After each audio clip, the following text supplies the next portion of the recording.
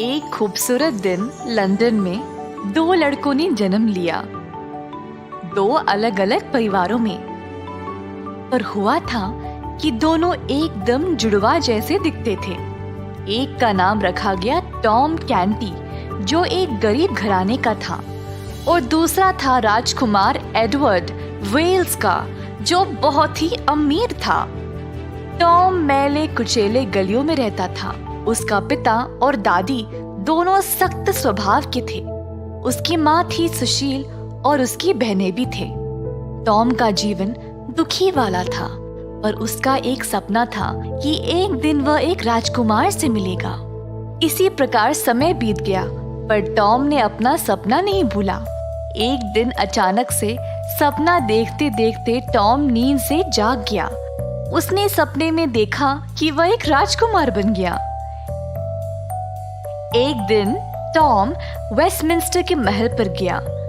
द्वार पर जब वह करीब गया तो पहरेदार ने उसको मार भगाया। पहरेदार और टॉम के बीच की लड़ाई संयोग से राजकुमार ने देख लिया, जो अपनी खिड़की के बाहर झांक रहा था। राजकुमार ने पहरेदार को डांटा और बोला कि वह उस फकीर लड़के को महल के अंदर आने दे। टॉम का सपना सच होने को आ रहा था। हैरानी की बात यह थी कि दोनों लड़के मिले और पक्के दोस्त बन गए। टॉम ने अपने जीवन के बारे में बताया और एडवर्ड उसकी जिंदगी में दिलचस्पी लेने लगा।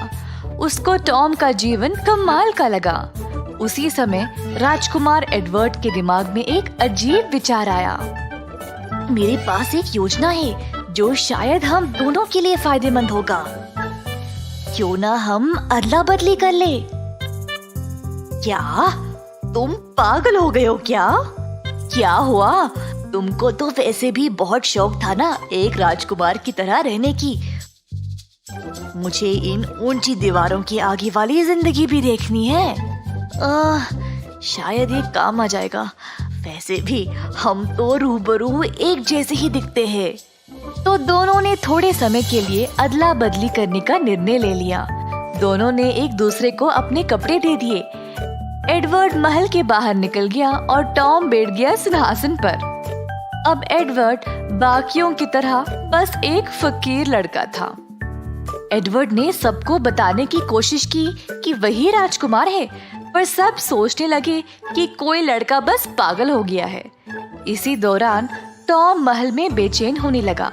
राजकुमार एडवर्ड बहुत दिनों तक वापस नहीं लौटा, तो टॉम चिंतित हो गया कि कहीं एडवर्ड पकड़ा तो नहीं गया।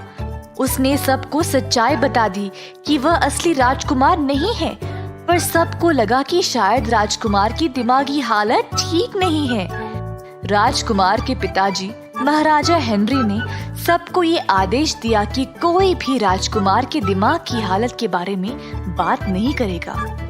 राजकुमार के रूप में टॉम के पहले दिन बहुत कठिन थे, क्योंकि उसको राजमहल के रिवाज और तौर तरीकों के बारे में कुछ नहीं पता था। जो पानी हाथ धोने के लिए था वह उसको पी गया। ऐसे काम करने लगा। इसी बीच राजकुमार एडवर्ड टॉम के पिताजी जॉन कैंटी के हाथ आ गया और उसको अच्छी मार पड़ी, क्योंकि उसने उनको पैसे नहीं दिए। अपना ही बेटा समझ के वो उसको घर ले गया। जब एडवर्ड ने बोला कि वह असल में राजकुमार है, तो उसको और ज्यादा मार पड़ी। केवल टॉम की माँ ने देखा कि ये लड़का उसका बेटा नहीं है। गलियों में घूमता रहा, पर किसी ने उसको पहचाना नहीं। हर एक दरवाजे पर खटखटाने लगा, पर कोई उसको खाना नहीं देना चाह रहा था, और उसको मुश्किल से एक समय का भोजन मिलता था। इसी तरह कई दिन बीत गए।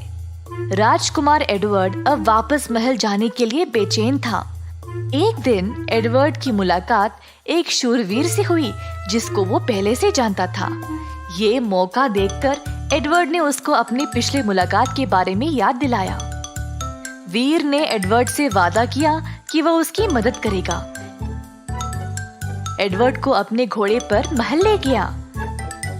इन सब के बीच महाराजा हेनरी की मृत्यु हो गई थी, और सब लोग टॉम को अगला महाराज घोषित करने की तैयारी में थे।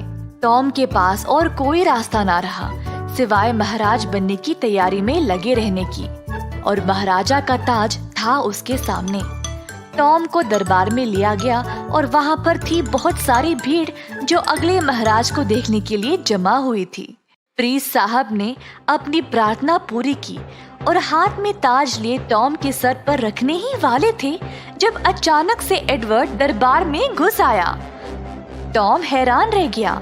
उसको पता था कि उसको क्या करना था, पर वह अपनी पुरानी गरीबों की जिंदगी में वापस जाने को डर रहा था। पर आखिरकार उसने अपना फैसला लिया और आवाज ऊंचा करके सबके सामने सच बोल दिया, मैं राजकुमार एडवर्ड नहीं हूँ, वो है। तो अंत में असली राजकुमार एडवर्ड को सिंहासन पे बिठाया गया। टॉम की सच्चाई और ईमानदारी एडवर्ड को बहुत पसंद आई। उसने टॉम को महल में ही जगह दे दी। टॉम एडवर्ड का मुख्य सलाहकार बन गया और महल में ही रहने लगा। राजकुमार और फकीर भाइयों की तरह बन गए और मिलकर राज्य पर सम्मान से और उदारता से राज किया और सारी प्रजा का ख्याल रखा।